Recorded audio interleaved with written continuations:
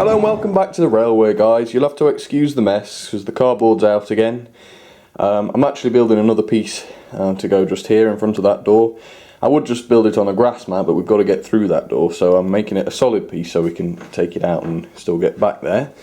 There's a few other things to show you over there with that, but first I'm going to show you one of the Airfix models today. This is the Airfix Royal Scot 6103. Tender driven, but it's generally quite reliable. I've had this since about February, I reckon, and I've been meaning to show it to you, but haven't because I've had other things to show you. But I've run out of things new, so I thought I'd go back and start showing some of the older things. So yeah, 460 tender drive. I would say she gives tender driven locos a good name. As you may have noticed, I've got 4 Pullman coaches set up on the other line. So what we'll do is we'll let this loco run round a couple of laps, let you have a look at her on her own, and then when she's done that, I'll hook her up to the coaches. We'll do a bit of shunting with them, and then we'll get them running with her. So without further ado, I'll get her running. Okay, now this is quite an old one. I'm not too sure how to date these. I don't know very much about them, but I know it's reasonably old. Not sure how old, like I said, but she runs reasonably well, but just bear in mind she's not brand new, and she's at least 10 to 15 years old, if not quite a bit more. But anyway, here we go.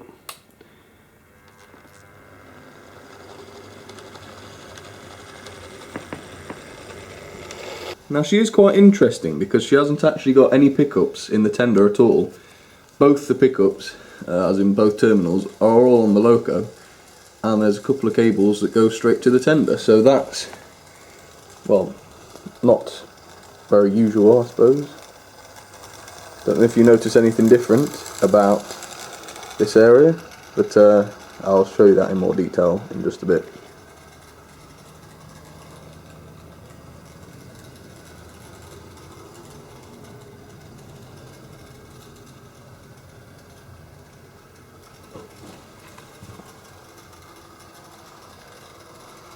Quite like this speed actually, it suits her.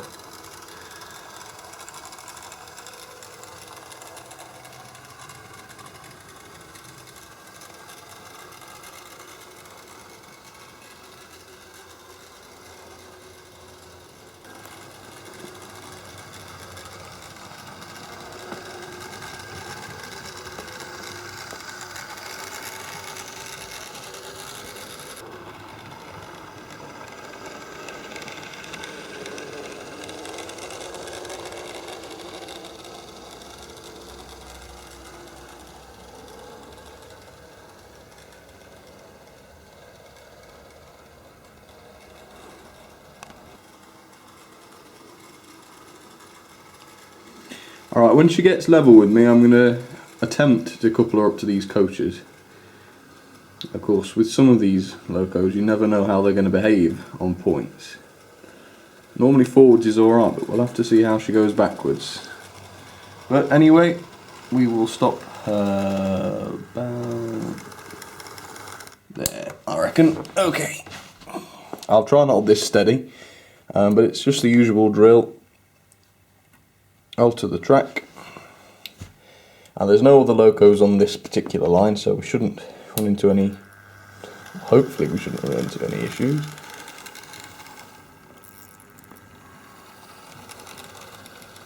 There she is. And obviously when we cut these off, we're going to have to use the other control on the old controller, so we'll have to work out which direction's which. Yep, that was right, that was a good call. Now it's a weird coupling if you look. Bizarre slimline couple. Let me turn the exposure up. It's ridiculously thin. So I might actually just check that she's on. She seems to be. Okay. Now with this loco, it's one of those weight is no issue kind of situations. So she can happily pull I reckon 8-9 coaches on this bumpy layout. But she's got 4, so it should be a reasonably easy task. But I've been made to eat my words on many times before, so guess we'll just see.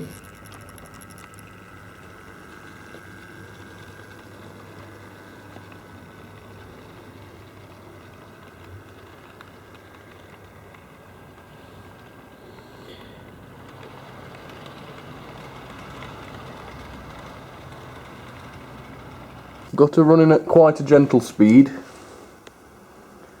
so we'll soon. I actually prefer at this sort of speed. Actually, I do like them racing round occasionally. Obviously, if it's not too much, but I think just a reasonable crawl like this is quite nice if the loco's capable of it. And as this one gets further and further away from the power supply, she might start to struggle a bit more. But with a bit of luck, she won't. You just seem to get a sense of size with this one. I don't know what it is. She just seems, it probably is the fact that she's going slower, but she just seems a lot more massive than the others, and she's no bigger, of course. And the Pullmans look fabulous, of course, no matter what's pulling them. And oh dear, it's slowing down, but maybe it'll pick up. Okay, I'm going to go and increase that a little bit then, and I'll see you in a sec. Yep, that's the one downside with having a bigger layout like this. You do lose, well, I suppose it's a little bit inconsistent really, isn't it? Not with DCC, of course. But on the lower voltages, certainly, you do get quite a bit of resistance.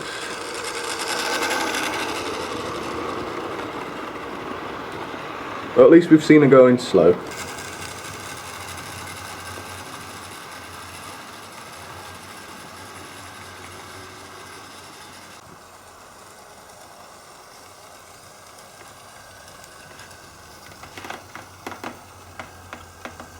Bit of an aerial shot.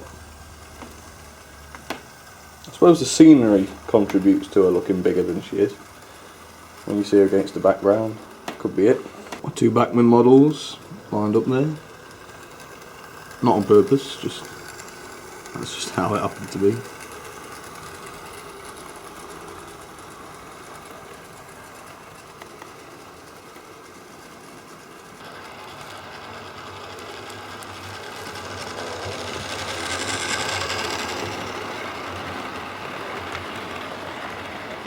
Alright, well, we'll leave her running anyway. Hopefully she won't be too noisy. But yes, this is what I wanted to show you. You will have noticed that there are a few people lying around. Well, hopefully not lying around. They should all be stood up. Some of them are at dodgy angles. But as you can see, there's about 30 people glued down at the minute. I've got 100 in total. But if you look around, you'll see the odd chap and woman. Again, he's one of the drunks, you'll have to watch him. There's another drunk here as well. But yeah, a few people. Like we've got some having a bit of relaxation time up in the hills. And there's an old man up at his cabin. Up there. And I've got some more here. Looks like there's just been some kind of mass murder. But I'm waiting to build, well, like I said, I'm going to have sort of a residential / city area down that end, so these will probably live there when that exists.